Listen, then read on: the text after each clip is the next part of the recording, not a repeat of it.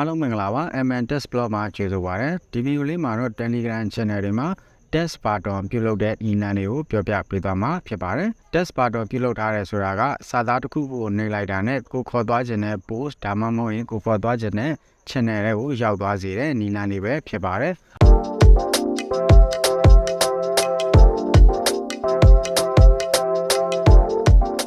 โอเคအဲ့တော့ကျွန်တော်တို့ဒီ Telegram app ထဲကိုသွားလိုက်ပါမယ်Telegram head ထဲကိုရောက်ပြီဆိုရင်တော့ကျွန်တော်တို့ bottom maker bot တစ်ခုကိုသွားလိုက်ပါမယ်။အဲ့ဒီမှာတော့လက်ရှိအဆင်ပြေတာကကျွန်တော်တို့ဒီ bottom creator bot ထဲကိုသွားပါမယ်။ဒီတိုင်းလေးရိုက်လိုက်ပါ။ Okay bottom creator bot ကိုသွားလိုက်ပြီဆိုရင်ကျွန်တော်တို့ဒီမှာ URL bottom maker ဆိုတဲ့ bot လေးရှိပါတယ်။အဲ့ထဲကိုသွားပါမယ်။အရင်ဆုံးကျွန်တော်တို့ဒီမှာ stack ကိုနှိပ်လိုက်ပါ။ stack ကိုနှိပ်ပြီးသွားရင်ကျွန်တော်တို့ဒီမှာ create post ဆိုတာလေးရှိပါတယ်။ create post ကိုနှိပ်လိုက်ပါ။ Okay create post နှိပ်ပြီးသွားပြီဆိုရင်သူကဒီနေရာလေးမှာကျွန်တော်တို့စာသားရေးလဲရတယ်ပုံလေးတွေနဲ့ထည့်သွင်းလဲရတယ်ပေါ့နော်အရင်ဆုံးအဲ့တော့ကျွန်တော်ကဒီမှာပုံလေးပုံယူလိုက်ပါမယ်ပြီးရင်ဒီ caption မှာကျွန်တော်တို့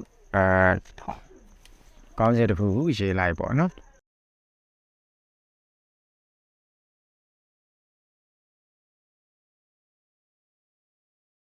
ဆက်ပြီးရေးလိုက်ပါမယ်ပြီးရင် send လုပ်လိုက်ပါမယ်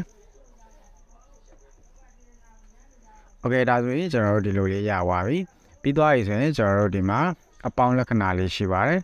အပေါင်းလက္ခဏာလေးကိုတစ်ချက်နှိပ်လိုက်ပါအပေါင်းလက္ခဏာလေးကိုနှိပ်ပြီးသွားပြီဆိုရင်ဒီမှာကျွန်တော်တို့စာသားလေးကိုရေးချင်တဲ့စာသားတစ်ခုကိုရေးရပါမယ်ဥပမာကျွန်တော်ကဒီလိုလေးရေးလိုက်ပါမယ်โอเคပြီးရင် send လုပ်လိုက်ပါမယ်ပြီးရင်ကျွန်တော်တို့ link တစ်ခုပေါ့နော်အဲ့တော့ဒီမြန်မာဇာတ်ကားဆိုတဲ့စာတမ်းလေးကိုရိုက်လိုက်တာနဲ့ကျွန်တော်တို့ကဘယ်ထဲကိုခေါ်သွားချင်တာလဲဘယ် post ကိုရောက်သွားစေချင်တာလဲအဲ့ဒီဟာကိုအဲ့ link လေးကိုကျွန်တော်တို့က copy ယူထားရမှာဖြစ်တယ်ပေါ့နော်ဆိုတော့ဒီမှာတော့နမူနာအနေနဲ့ကျွန်တော်ကဒီ channel ထဲကနေယူလိုက်ပါမယ်ဒီ channel ထဲကဒီကျွန်တော်တို့ဒီ link လေးကို copy ယူလိုက်မယ်ပေါ့နော်copy share link လေးယူထားလိုက်ပါမယ်ပြီးရင်ကျွန်တော်တို့ဒီ URL bot ထဲကိုပြန်သွားလိုက်မယ်သွားပြီးတော့ဒီနေရာလေးမှာအဲ့ဒီ link လေးကို paste လုပ်ချလိုက်ပါပြီးရင်ဒီကောင်လေးကိုတော့ကျွန်တော်တို့ close လုပ်လိုက်ပါပြီးရင် send လုပ်လိုက်ပါမယ်โอเคဒါဆိုရင်ဒီမှာကျွန်တော်တို့မြန်မာဇာတ်ကားများဆိုပြီးတော့ဒီလိုလေးရပါပြီအဲ့တော့ဒီစာသားဒီကောင်းစဉ်လေးကိုနှိပ်လိုက်တာနဲ့ခဏနေရကျွန်တော်တို့ဒီ post set link တွေကိုဒါရောက်သွားစေမှာဖြစ်တယ်ပေါ့နော်အဲ့တော့ဒီနီလန်းလေးတိုင်းမဲ့နောက်ထပ်ကျွန်တော်တို့ဒီမှာကောင်းစဉ်လေး link တွေကိုထပ်ထည့်လို့ရပါတယ်ကျွန်တော်နောက်တစ်ခုထပ်ထည့်ပြပါမယ်အပေါင်းလက္ခဏာလေးကိုနှိပ်မယ်ပြီးရင်ကိုရေးချင်တဲ့စာသားတစ်ခုခုရေးလိုက်မယ်အဲ့တော့ဒီမှာပေါ့နော်ပြီးရင် send လုပ်လိုက်ပါမယ်ပြီးရင်ကျွန်တော်တို့ဒီထူးဆန်းတွေလာကိုနှိပ်လိုက်တဲ့အချိန်မှာကျွန်တော်တို့ဘယ် post ကိုသွားချင်တာခေါ်သွားချင်တာလဲဒါမှမဟုတ်ဘယ် channel တွေကိုခေါ်သွားချင်တာလဲအဲ့ channel ရဲ့ post ရဲ့ link တွေကို copy ယူလာလိုက်ပါဒီမှာတော့ကျွန်တော်ခဏနေရာကူထားတဲ့ link ကိုဝယ်ထပ်ထည့်ပါမယ်နမူနာစမ်းပြတာဖြစ်တဲ့အတွက်ကျွန်တော်ကတော့ဒီ link ကိုဝယ်သုံးသွားပါမယ်အချိန်ကြီးကြာသွားမှာဆိုတဲ့အတွက်ပေါ့နော်ပြီးရင်တော့ကျွန်တော်ဒီမှာ send လုပ်လိုက်ပါမယ်โอเคဒါဆိုရင်ဒီမှာကျွန်တော်တို့ဒီ test button လေးတွေနှစ်ခုရသွားပြီပေါ့နော်နောက်ထပ်ထပ်ထည့်ခြင်းလေးရဆိုရင်လည်းထပ်ပြီးတော့အပေါင်းလက္ခဏာလေးကိုနှိပ်မယ်ပြီးရင်ကျွန်တော်တို့ဒီမှာစာနာလေးရေးလိုက်ပါမယ်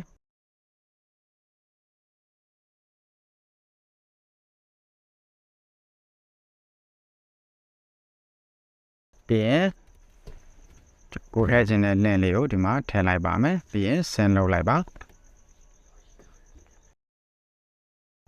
โอเคဒါဆိုရင်ကျွန်တော်တို့ဒီမှာရပါပြီထပ်ထည့်ခြင်းလေးရဆိုရင်ဒီမှာထပ်ထည့်လို့ရပါတယ်โอเคဒါဆိုရင်ဒီမှာကျွန်တော်တို့ test button လေးတွေရပါပြီပြီးသွားပြီဆိုရင်တော့ကျွန်တော်တို့ဒီမှာ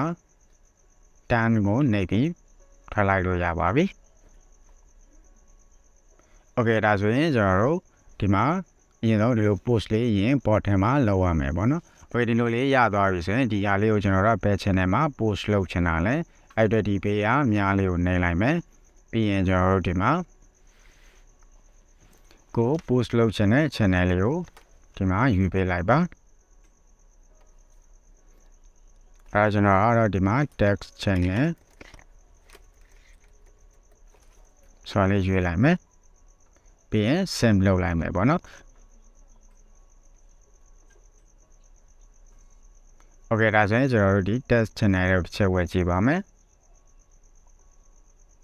Okay ဒါဆိုလို့ရှိရင်ဒီမှာကျွန်တော် test channel ထဲမှာဒီလိုမျိုးလေး post တင်ပြီးသွားပြီပေါ့နော်တင်ပြီးသွားပြီဆိုတော့ကျွန်တော်တို့ကြည့်တဲ့သူတွေကဒီ